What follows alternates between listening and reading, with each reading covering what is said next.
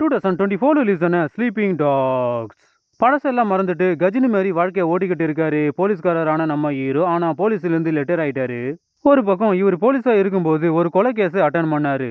இந்த கேஸ்ல மாட்டின ஒரு அப்பாவி பையனை உள்ள தூக்கி போட்டுட்டாங்க. அவனுக்கு கூடிய சீக்கிரமே தண்டனை கிடைக்க போகுது. அவன் நம்ம ஹீரோவை மீட் பண்ணி இந்த கொலையை நான் பண்ணல, உண்மையான குற்றவாளியை கண்டுபிடிச்சு என்ன இந்த கேஸ்ல இருந்து காப்பாத்துங்கன்னு அவன் கெஞ்சுறான். இன்னொரு பக்கம் நம்ம ஹீரோ இந்த கேஸை கையில் எடுத்துக்கிட்டு களத்துல இறங்குறாரு. இதுக்கப்புறம் இந்த கொலையை பண்ணது யாருன்னு கண்டுபிடிச்சாரா இல்லையான்னு படத்தை முடிக்கிறாங்க.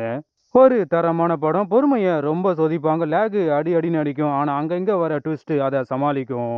Tamil dubbing okay, cinematography double okay. IMDb rating 6.1, நம்ம ரேட்டிங் 6.5. Sleeping tax. 1000 குற்றவாளிகள் தப்பிக்கலாம், ஆனால் ஒரு நிரபராதி கூட தண்டிக்கப்படக்கூடாது என்பதே சட்டத்தின் நீதி.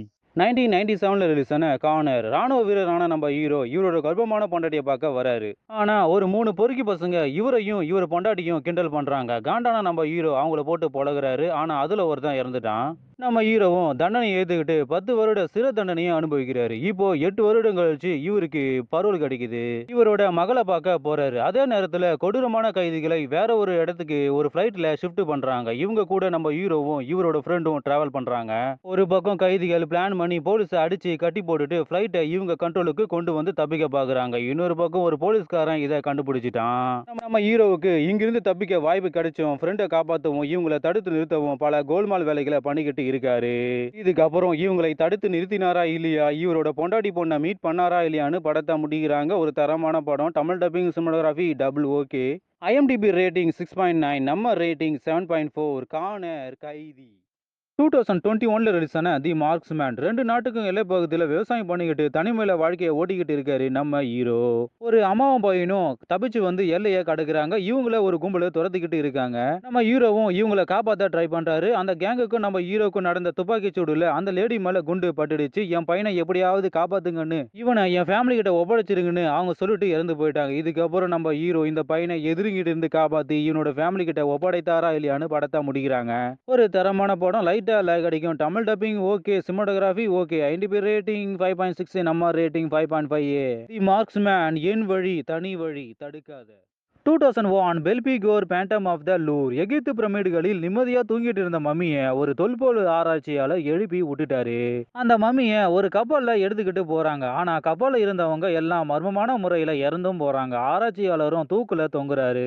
இப்போ ஒரு சில வருடங்கள் கழிச்சு ஒரு பிரம்மாண்டமான மியூசியத்துல அந்த மம்மியை வச்சு ஆராய்ச்சி பண்ணிக்கிட்டு இருக்காங்க. ஆனா எலும்பு கூடுல இருக்கிற ஆன்மாவை எழுப்பி விட்டுட்டாங்க. அது மியூசியத்துல பேயா சுத்திக்கிட்டு இருக்கு. ஒரு பக்கம் கடைக்கு வாடகை கூட கொடுக்க முடியாம ஒரு வயசான ஆயாவை வச்சுக்கிட்டு இருக்கா நம்ம ஹீரோயினி. குடிக்காதீங்கன்னு அடிக்கடி ஆயாவுக்கு அட்வைஸ் பண்ணிட்டே இருப்பா. ஆனா ஆயா கேட்கவே மாட்டாங்க. இன்னொரு பக்கம் மியூசியத்தை ரெடி பண்றதுனால பக்கத்துல இருக்கிற நம்ம ஹீரோயினோட வீடு டேமேஜ் ஆகுது. கரண்ட்டும் போகுது. ஒரு எலக்ட்ரிக் பாய் அடிக்கடி வீட்டுக்கு வந்து நம்ம ஹீரோயினை கரண்ட் கொடுக்குற சாக்குல இவளை கரெக்ட் பண்ண பாக்குறான். ஒரு கட்டத்துல நம்ம ஹீரோயினி சுரங்கப்பாதை மூலமா அந்த மியூசியத்துக்குள்ள போய் வழி தெரியாம மாட்டிக்கிட்டா. அப்போ அங்க இருக்கிற மம்மியை பாக்குறா. அது இவளோட உடம்புக்குள்ள போகுது. நம்ம ஹீரோயினியோட ஆக்டிவிட்டிஸே மாறுது. இன்னொரு பக்கம் மியூசியத்துல திருடு போயிட்டே இருக்கு. உடனே பாடி கார்டை போட்டு காவ காக்குறாங்க. ஆனா ஒரு மர்மமான உருவம் அடிக்கடி வருது. அது செக்யூரிட்டி கார்டை போட்டு தள்ளுது. இன்னொரு பக்கம் ஒரு துப்பறிவாளனை கூப்பிட்டு அவனும் இன்வெஸ்டிகேஷன் ஸ்டார்ட் பண்ணிக்கிட்டு இருக்கான். நம்ம ஹீரோயினி எலக்ட்ரிக் பாய் கூட சென்சாரை பண்ணும்போது மம்மி அவனை கொலை பண்ண சொல்லுது. மம்மிக்கு அடிமையான நம்ம ஹீரோயினி இவளோட உடம்ப மம்மிக்கு அர்ப்பணிக்கிறா. ஒரு பக்கம் அந்த மம்மிக்கு முறைப்படி இறுதி சடங்கு பண்ணவே இல்லை. அதனாலதான் இப்படி சுத்திக்கிட்டு இருக்குன்னு துப்பறிவாளன் கண்டுபிடிக்கிறான்.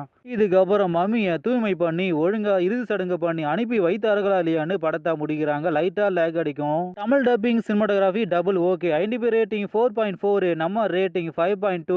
பெல்பிகோர் phantom of the Louvre mummy.